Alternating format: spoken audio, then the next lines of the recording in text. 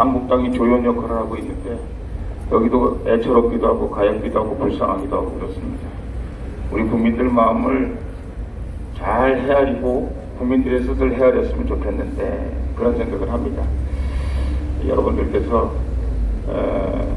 어쨌거나 저쨌거나 제가 말씀드렸지 않습니까? 조국은 법무부 장관이 될 사람이 아니라 법무부 장관 관할하에 있는 교도소에 갈 뿐이다. 온 가족이 이런 가족 사기단이 어디 있습니까? 이게 도대체 성한 사람이 없어요. 그놈의 가족은 어떻게 되지?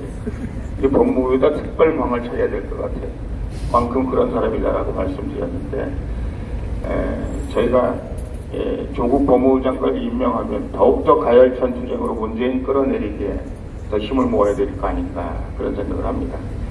요즘 길거리에서 돌아다니는 얘기를 들으니까 윤석열 검찰총장 그 부인이 어디 가서 점을 봤는데 윤석열 그 검찰총장이 뭐 일을 잘 처리하면 대통령 된다 이렇게 어디서 듣고 왔다 하는 소문이 파다하고 있어요. 아니기를 바랍니다. 아니길 바라고요. 그러나 여러분 우리 윤석열이라는 사람을 우리가 잊어버려서는 안 됩니다. 그분이요 우리 박근혜 대통령 이 탄핵하는데 선봉에 서서 난리 법석을 떨었던 자입니다. 이 자가 조국에 대해서 뭐라고 얘기한다고 태극기 들고 다니는 사람들이 오늘도 서초동에 가보니까 태극기 든 사람들이 뭐 윤석열을 보호하자 뭐 윤석열이 짱이다 그러고 있는데 윤석열이 그놈이나 다 마찬가지입니다. 사실은 드러내야 될 사람이에요. 이 사람 뭐 지금 청문회 하는 거 보니까 여당에서 피의자 피의사실 공포하는 검찰 이런 거 하면 안 된다 뭐 어쩌고 자기들끼리 아주 코미디 하고 있는데 그거 매일 하던 사람이에요. 뿐만 아니라 여러분들도 들으셨습니다만은 검찰에서 매일 그 별건 수사나 하고 사람들 데려다가 괜히 옆에 있는 사람들 데려다 공갈치고 협박해서 자기들이 원하는 진술 받아내고 했던 걸로 유명한 사람이기 때문에 우리가 뭐 조국에 대해서 좀 파헤친다. 이게 아마 진영 내에서 서로 살자고 하는 싸움인 것 같은데 여러분들이 좀 넘어가가지고 혹시 윤석열은 괜찮은 사람 아닌가 이렇게 생각하시면 안 됩니다 하는 말씀을 제가 아울러 드립니다. 여러분 대통령형 집행 정지를 허락하지 않은 사람이 윤석열이에요. 여러분 아시죠? 제가 중앙지검에 가서 윤석열 천발을 받을 사람이라고 제가 막 얘기했던 거 기억하시죠? 그래서 혹시 아까 제가 태극기 들고 윤석열을 보고 어쩌고 저쩌고 하는 걸 보니까 끔찍해서 이 사람은 절대 조국이가 싫은 건 맞고 조국이가 낙마해야 되는 건 맞는데 윤석열도 집에 가야 될 사람이다. 거기 있어야 될 사람 아니까 자기 청문회 할 때도 엄청났어요. 솔직히 정부에서 봐줘가지고 그런 거지 자기 가족이나 뭐 이런 청문회 결국은 국회에서 청문 보고서 채택을 못해가지고 대통령이 직권으로 사인한 사람 중에 한 사람이에요. 저희가 그걸 잊어버리면 안 됩니다 하는 말씀을 드립니다. 제가 마무리에 한 말씀 더 드리도록 하겠습니다.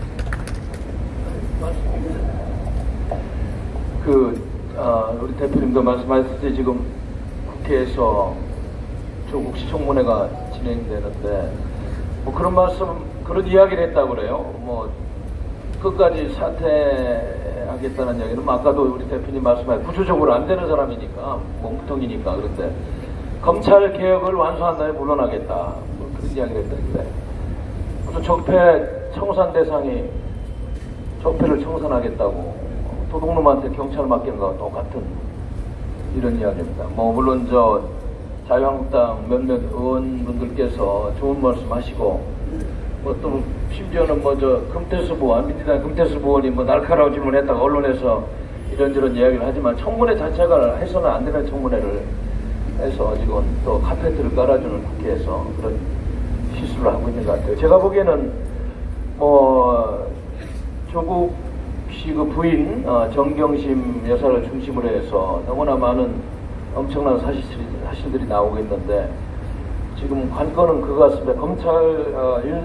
윤석열 검찰이 과연 그 정경심 씨가 학교 연구소에 있던 컴퓨터를 치운 거를 며칠 전에 그거를 지금 아마 어디 이제 찾아다가 가지고 오는데 그게 거기서 이제 뭐가 크게 터지지 않을까 제대로 수사한다면. 왜냐하면 그 조국 씨가 사모펀드를 75억에 가까운 돈을 투자하기로 해놨는데 사실은 재산이 56억을 신고해서, 물론 뭐 공시지가니까 두세 배 되겠습니다만, 그래서 그 콜링크 P라는 회사 거기에 조국의 오촌 조카가 인발부 돼가지고 웰트 세인티라는 가로동 전멸기 회사에 또 투자를 하고, 거기에서 또 PNP 컨소시엄을 또 만들어서 간접적으로 투자하고, 그래서 서울시 지하철이 관장하는 와이파이 사업에 1,500억 정도의 와이파이 사업에 우선 사업 대상자로 선정이 되고, 그리고 조국 펀드라고 해서 이쪽에 블루 펀드 이런 이름으로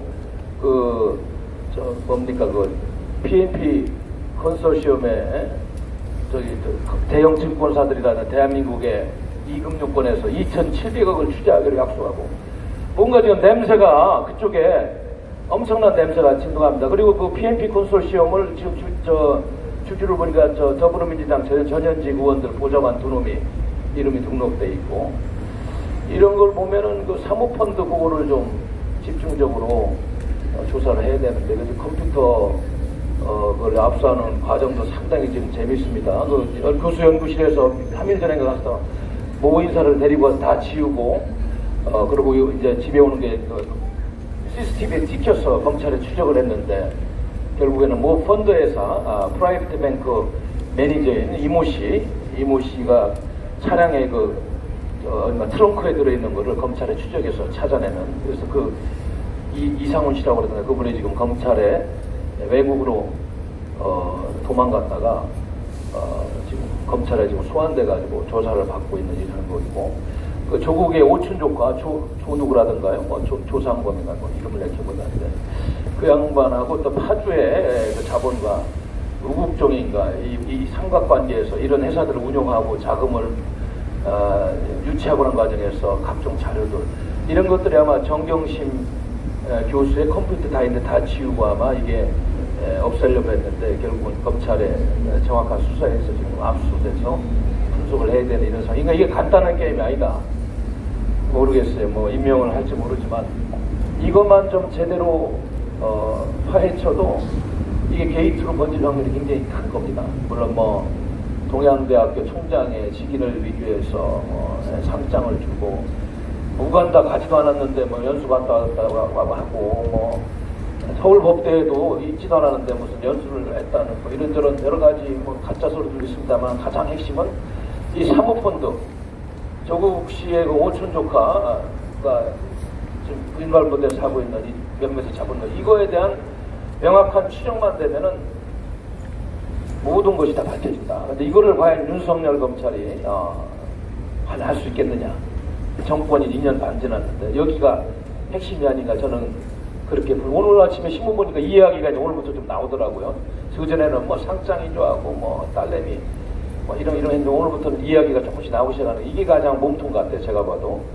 그래서 이 부분을 수사가 어떻게 되는지를 우리가 좀 면밀하게 봐야 될 것 같습니다. 예, 이 엑스 쪽잖아요. 어떻게 뭐 PNP 컨소시엄이 그렇게 만들어진.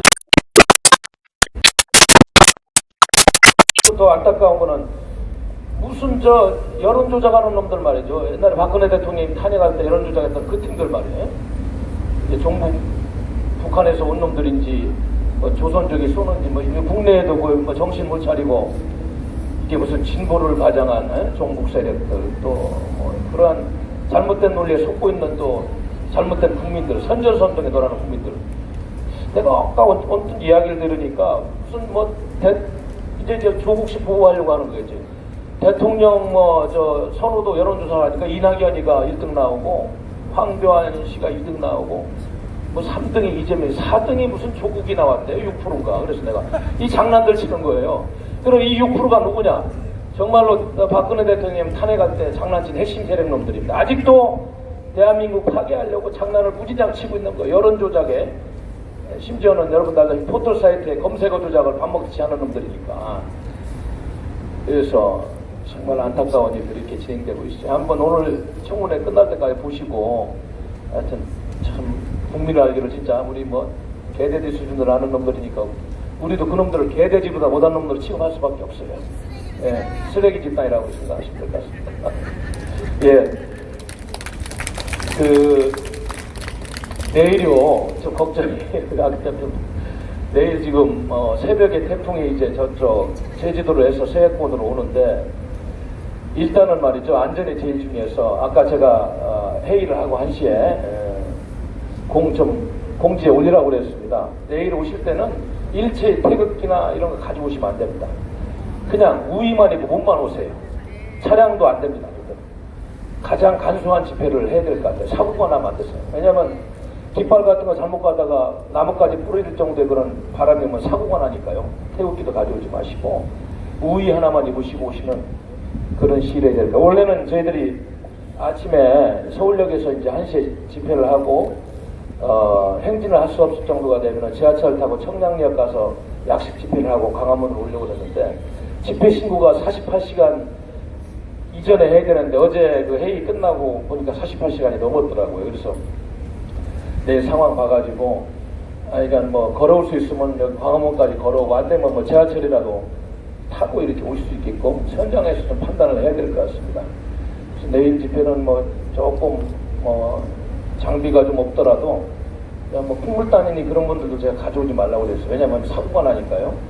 생각보다 바람이 좀 셀 겁니다.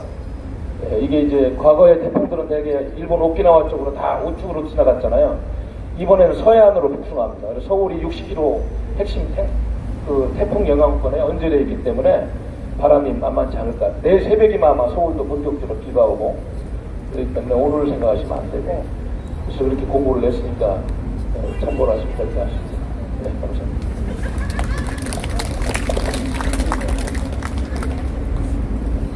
지금 모든 국민의 관심이 조국 거취를 둘러싼 청문회나 진실규명 여기에 맞춰지다 보니까 정작 중요하게도 돌아가는 일들의 주의를 좀 충분히 기울이지 못하고 있는 대목이 있는 것 같아 지적드리겠습니다. 오늘 이재명 경기지사의 2심 판결에서 선거법상 허위사실 공표죄에 대해 1심에서는 무죄였는데 2심에서는 유죄로 인정해서 벌금 300만 원을 선고했습니다. 이 부분이 대법원에서 확정되면 이재명 경기지사도 옷을 벗게 됩니다. 이 부분을 단순히 이재명 지사가 정말 좀 경기지사 자리에 있어서는 안 된다는 차원에서 정말 좀 2심 법원이 올바른 판단을 낸 부분들에 대해서는 우리도 사법부에 그나마 최소한의 양심이 남아있다라고 평가합니다. 하지만 이 부분을 좀 더 큰 틀에서 한번 우리가 볼 필요가 있을 것 같습니다.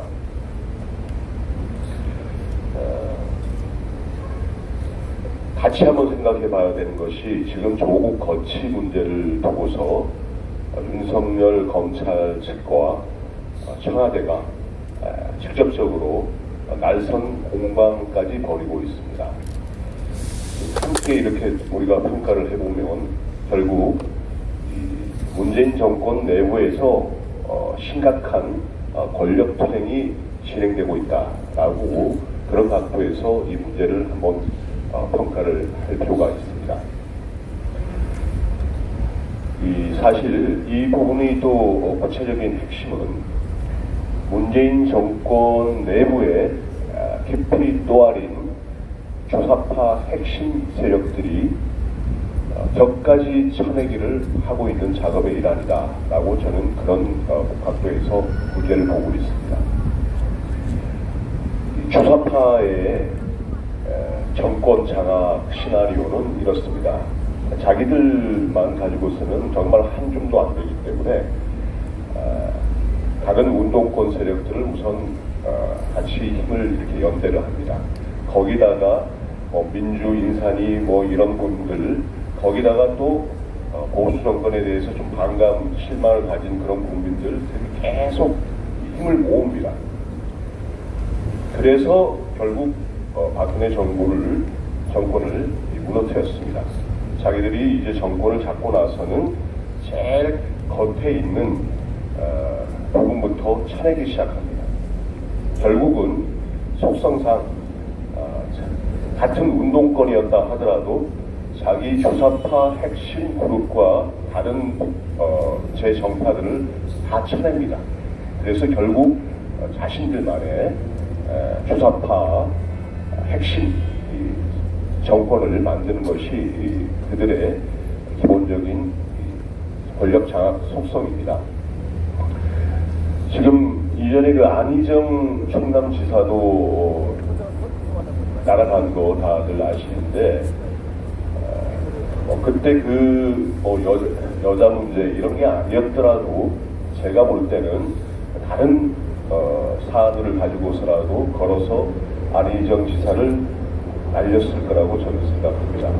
왜냐하면 안희정 지사도 반미청년회하고 주사파를 했다지만 사실 정통 주사파 세력이 아니라 좀 혁객에 가까운 그런 이제 좀 주사파 물을 먹은 이 주사파였지 정통 주사파 세력이 아니었습니다. 그렇기 때문에 안희정을 쳐냈습니다. 유시민, 김부겸 이렇게 차기 여권의 잠룡으로 불리는 사람들 조금만 더 부각이 되면 박원순 시장 다 쳐냅니다. 어떤 이유를 붙여서라도 쳐냅니다. 왜냐하면 유시민, 김부겸, 박원순 다 핵심 주사파 그룹이 아니기 때문에 그렇습니다. 자기들만의 권력을 잡으려고 합니다. 특히 86년도에 대학 운동권의 주사파가 급속도로 확장을 하고 해계본위를 확실하게 이제 87년부터 잡아갔는데, 이 86년도에 입학생들, 얘들 미안합니다. 제 후배들이라서, 몇 년 후배들이라서 이 사람들부터가 1학년 때부터 올곧이 주사파로 무장된 정통 핵심 이 주사파 그룹입니다. 그들이 89년도에 한총련을 만들고 전대호 3기 만들고 이때부터가 걔들의 정말 주사파 정권입니다. 주사파 핵심들입니다. 그 이전 이인영, 그 다음에 오영식 87, 8년도 여기는 정통이 아닙니다. 89년도 제3기 전대호, 즉 1학년 때부터 주사파 교육을 받았던 임종석부터가 주사파 핵심입니다. 이들이 이제 정권을 잡는 과정에서 힘을 합쳤던 모든 제 정파들을 쳐내고 자기들만의 정권 재창출을 하려는 그런 과정이라고 저는 평가하고 있습니다. 그렇기 때문에 이 정권 내부의 또 아닌 주사파 핵심들의 실체를 정확히 파악해야지, 그렇지 않고 문재인 정부에 남아있는 다른 분들이 안이한 판단을 하면 그분들 역시 어느 시점에서는 월남공사나 이후 제일 먼저 제거된 사람들이 소위 민주 인사라는 그런 분들 아니었습니까? 그런 분들의 전철을 똑같이 자기들이 밟게 된다는 것을 똑똑히 명심하고 지금이라도 문재인 정권은 이 주사파 핵심들과의 명확한 개선을 좀 그어야지만 그나마 자기들의 정치적 생명이라도 어느 정도 유지, 연장을 할 수 있겠다, 이런 말씀을 드립니다. 한 가지 더, 오늘 오죽했으면 한겨레 신문에 평기자 31명, 후배 기자들 31명이 성명서를 발표를 했습니다. 한마디로 편집국장 이하 한겨레 경영 또 논설 편집, 이 간부들이, 고위 간부들이 평기자들의 정말 이 자연스러운 조국 사태에 대한 취재라든지 이런 거 다 맡고 있는데 도대체 이래가지고는 무슨 뭐 한겨레가 소위 뭐 민주 언론이라고 할 수 있겠느냐, 그런 요지의 이 강력한 이 비판 성명이었습니다. 그들 내에서조차도 도저히 말이 안 되는 짓거리를 지금 이 정권이 밀어붙이고 있다, 이런 것을 한겨레 신문 기자들까지도 인정하는 게 아닌가 생각되고, 제가 그 부분을 짧게 한번 읽겠습니다. 오죽하면 한겨레 신문 기자분들이 이런 이 성명을 다 냈을까, 한번 그런 차원에서 한번 들어봐 주시기 바랍니다. 한겨레 당기자 31명 전문 성명. 박용현 편집국장 이하 국장단은 조국 보도 참사를 책임지고 당장 사퇴하라. 5일 조국 법무부 장관 후보자를 비판하는 강희철의 법조 외전 칼럼이 국장의 지시라는 이유로 출고 이후 일방적으로 삭제된 것은 현재 한겨레 편집국이 골물대로 골맞다는 사실을 보여주는 하나의 단면에 불과하다. 조국 법무부 장관 후보자가 지명된 뒤 한겨레는 도대체 뭘 했는지 묻고 싶다. 조 후보자의 사모펀드가 관급 공사를 수주했다는 의혹이 불거지고, 그의 딸이 유재원에 2번을 납치하고도 장학금을 받았다는 사실이 보도됐을 때도 한겨레는 침묵했다. 2017년 문재인 정권이 들어선 뒤 한겨레의 칼날은 한없이 무뎌졌다. 인사청문회 검증팀은 문재인 정권 1기 내각 이후 단 한 번도 만들어지지 않았다. 취재가 아닌 감싸기에 급급했다. 장관이 지명되면 TF를 꾸리고 검증에 나섰던 과거 정부와는 전혀 달랐다. 검증팀을 꾸리지 않는다는 수뇌부의 무책임한 결정 때문에 다른 매체의 의혹 보도에 한겨레는 무참하게 끌려다녔다. 후보자에 대한 제대로 된 검증도, 잘못된 의혹 제기에 대한 추가 취재도 이루어지지 않았다. 이뿐만이 아니라 법조팀의 성 후배들은 의혹 제기 기사를 쓸 때마다 기사가 일방적으로 톤 다운되고 제목이 바뀐다고 호소한다. 디지털 부문에는 심심찮게 현 정권의 비판적인 기사는 한겨레 공식 SNS 계정으로 바이럴하지 말라. 특정 기사는 한겨레 프론트 페이지에 보이지 않는 곳으로 내려라 라는 지시가 내려왔다. 조국 의혹을 정리하겠다는 영상팀의 발제를 에디터가 직접 자르는 일이 벌어지기도 했다. 30대 정치를 말하다라는 토요판의 커버 스토리 기사 역시 국장의 지시라는 이유로 미뤄졌다. 조국 후보자 반대 집회에 참석해 청년들의 박탈감에 대해 발언한 청년 정치인이 등장하기 때문이었다. 현 정권이 들어선 뒤 한겨레가 그간 보도했던 내용을 복귀해보자.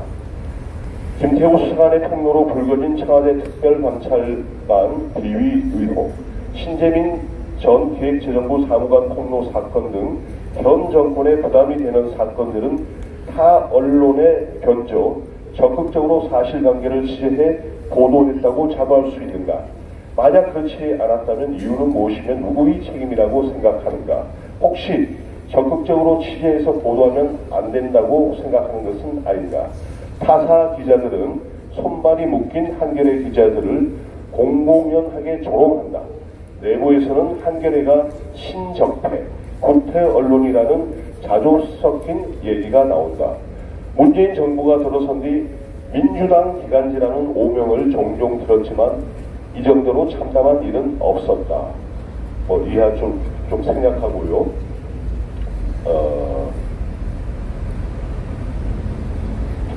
합법의 울타리 안에서 소외되고 차별받는 이들에게 주목해온 한겨레가, 사회적 공정성과 정의를 외쳐온 한겨레가 조국 얘기처럼 위법하지 않으니 기사화하기 어렵다는 변을 하고 있다. 이 한겨레 편기자들이 하도 이제 분통 터진 거를 쭉 많이 써가지고 다 읽어드리긴 그렇고요. 중요한 부분만 몇 가지 더 읽어드리겠습니다.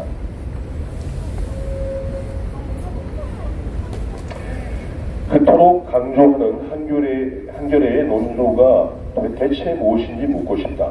정권에 따라, 대상이 누군지에 따라 검증 기준과 수위가 변하는 것이 바로 한겨레의 논조인가? 일부 586 진보 기득권 남성의 목소리만이 한겨레가 말하는 국민인가? 사회의 불평등과 불공정, 지도층의 위선을 어떤 언론보다 앞서서 날카롭게 비판해온 것이 한겨레가 고집스럽게 지켜온 논조 아니었나. 절망적인 마음으로 이 글을 써내려가는 이유는 그럼에도 희망을 가지고 한겨레를 바꿔보기 위해서다. 지금이라도 잘못을 인정하고 언론으로서 역할을 다하자는 것이다. 이 31명의 한겨레 이 편기자, 이 젊은 기자들이 오죽 답답했으면 한겨레 이 편집신 논설진에게 이런 글을 다 썼겠습니까? 이런 공개 성명을 다 썼겠습니까? 이게 지금 양심 없는 지금 청와대가 밀어붙이는 조국 감싸기의 실체고, 다시 한번 말씀드리지만 그렇게 감싸고 해봐야 주사파 핵심 쳐내지 못하면 자기들도 순차적으로 언젠가는 다 월남 민주화 인사들이 월남 공사 이후 제일 먼저 숙청됐던 것처럼 그 신세를 면하지 못할 것이라는 것을 엄중하게 경고드리는 바입니다.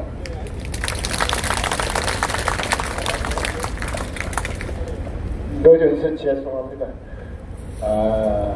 저녁에 팟캐스트도 제가 진행하니까 자꾸 얘기하면 안 되겠고, 내일 그 태풍 링링이 올라온다는데 몇 분 당원 동지들이 전화가 왔어요. 이런데도 강행해도 되느냐 하고 지도부에 다시 한번 논의를 해달라고 전화가 온 분도 있었는데, 일단 하는 걸로 결정했고, 또 안전대책을 강구를 지부는 지부대로 하고, 참여하는 당원 동지 여러분들은 여러분들대로 이렇게 잘 해두시고, 특히 몸이 좀 불편하거나 노약자분들은 안 나오시는 게 좋을 것 같아요. 본인들은 알아서 스스로 해서 하여튼 내일 집회가 성공적으로 할 수 있도록. 다른 단체들은 보면 다 취소를 해요. 그래도 우리 공화당 태풍이 부나 폭설이 오나 우리 했잖아요. 네, 우리 용민이가 열심히 합시다. 나중에 옵시다. 감사합니다. 한겨레 신문의 젊은 기자들이 오죽 답답했으면 이런 얘기를 했을까 생각하면서도 이 좌빨들은 절대 믿으면 안 됩니다. 여러분들은 우리가 박근혜 대통령 집권하고 나서 제가 20년 앞으로 대한민국이 더 나아가서 통일될 때까지는 보수 우파가 해야 되겠다, 그런 얘기를 했더니 뭐 절 잡아먹을 듯이 그랬어요. 그래서 저희가 사실은 통진당 제거하고, 또 우리가 북한에 대해서 개성공단, 죄송합니다, 금강산 관광 이거 통제하고 착착착 진행했었는데, 지금도 생각하면 아쉬운 게 더 세게 확실하고 분명하게 좌익을 뿌리 뽑지 못했던 것이 우리들의 불찰이었다, 이렇게 생각합니다. 그놈들은 자기들이 힘이 약하면 제발 자비를, 우리가 나라를 위하는 거 아니냐, 우리한테 자비를 베풀어서 이렇게 얘기하고요. 힘이 조금만 생기면 무자비하게 대통령 탄핵할 것처럼 하는 놈들이니까, 가끔 이놈들이 제정신 들은 것 같은 생각하고 가끔 뭐 우리 마음에 드는 얘기 한다 그래서 절대 이놈들 믿으면 안 됩니다. 절대입니다, 절대. 오늘 제가 조국에 대해서 말씀드렸는데 뭐 조국 얘기는 이제 그만하고요. 대통령 해외 순방을 해요. 뭐 해야 되죠. 해야 되는데 양반 갈 때마다 속상한 일이 너무 많아요. 이게 이게 무슨 관광하러 가는 건지 도대체 왜 결혼하러 가는 건지 가서 도대체 뭘 하는 건지 모르겠어요. 근데 미얀마라는 데 가가지고 뭐라고 얘기를 했냐면 한강의 기적을 양공간의 기적으로 만들겠다. 그래서 이 뻔뻔한 놈이 정말 그동안 그렇게 박정희 대통령 폄하하고 그동안 우리가 자유민주주의 시장 경제를 바탕으로 한 대한민국의 놀라운 발전에 대해서 깎아내리고 폄하하고 무덤에서 파내고 벤짓 다 하던 놈이 이제 가가지고 대통령의 한강의 기적을 얘기해. 참말로 한심한 놈이다 그런 생각이 들어요. 한심한 분이다. 아이고 참 이래 되겠습니까? 그래서 제가 여러분들에게 말씀드립니다. 정말 시뻘겋게 죽은 사람들은요 자기들이 이용할 때는 온갖 거를 다 띄어다가 지들이 마치한 것처럼 그러면 양고는 미얀마에 있는 사람들은 한강의 기적을 문재인 씨가 만든 걸로 알 거 아니에요. 자기가 한강의 기적을 깎아내리려고 했으면 뭘 깎아내리는데 앞장서서 뭘 했지 뭘 한강의 기적을 만들었다는 거예요. 또 웃기는 일이 있습니다.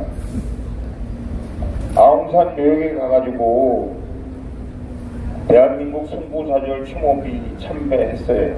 아이고 그래도 좀 가서 제대로 하는가 이렇게 생각했더니 웬걸 우리를 실망시키지 않았습니다. 우리나라 고위인사 17명이 희생된 참사였는데 36년 전에 있었던 일 아닙니까? 여기 북한의 소행을 비탄해야 될 거 아니겠습니까? 그렇잖아요. 북한에 복자도 뿌리질 않았어요. 국빈 방문한 자리였습니다. 그 북한 테러 사건의 현장을 찾는 사람들이 찾은 대한민국의 대통령이 걸맞게 당신은 이 북한의 폭탄 테러가 일어나서는 안 된다. 뭐 이런 것들을 강조하고 북한의 만행을 규탄해야 되는 거 아니겠습니까? 도대체 왜 간 거예요, 거기는? 그래서 다시 한번 우리 분들이 여러 가지로 정말 마음에 안 들고 정말 속상하고 한 일들이 많은데 외국에서 가서까지 제발 우리를 좀 속상하게 하지 말아달라 라는 말씀을 여러분과 함께 나누고 싶어서 말씀드렸습니다. 이제 잠깐 쉬었다가 제가 우리 당원님들께 드리고 싶은 말씀이 있어서 대표님께 마이크를 청했습니다.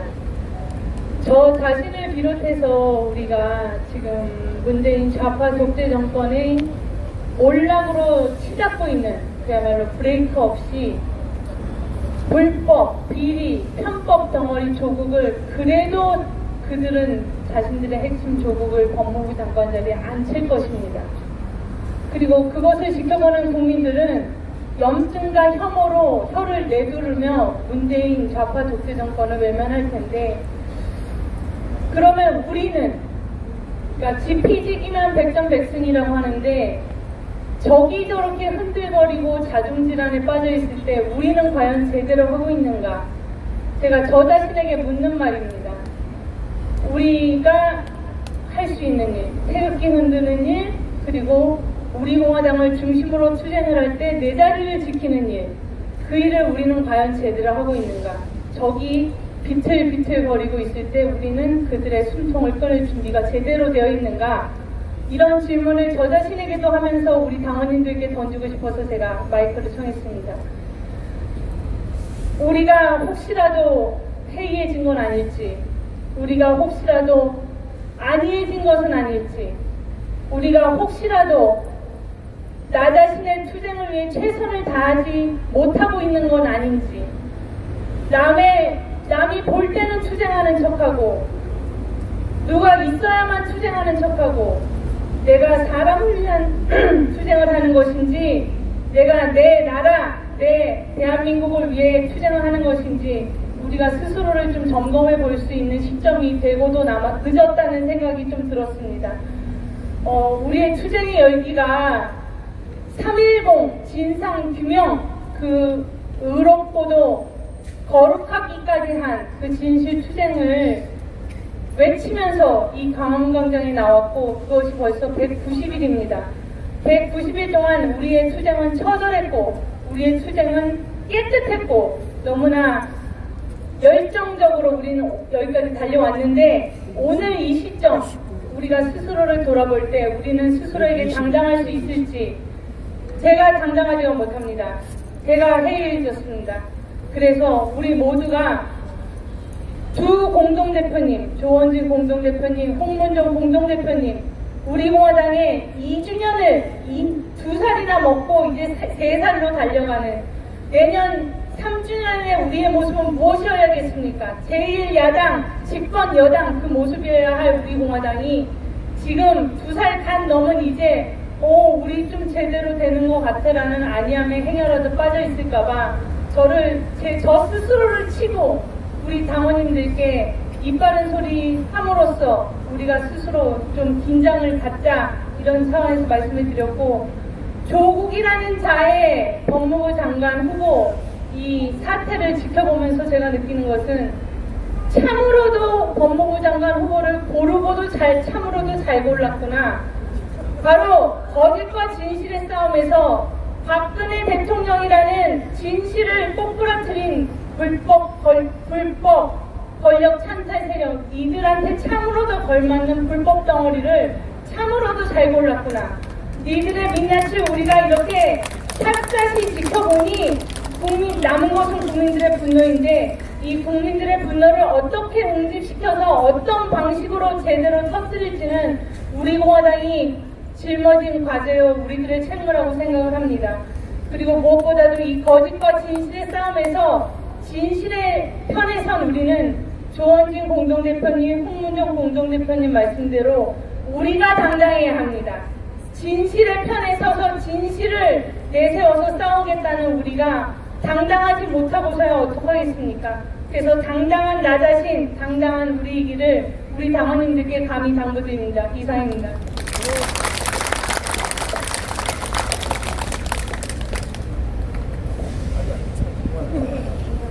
자, 이제 잠시 쉬셨다가 6시에 기자회견장으로 이동하겠습니다.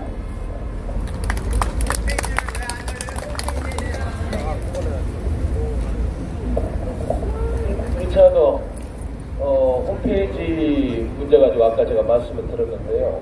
그게 지금 문제가 있습니다. 그래서 사실은 그거를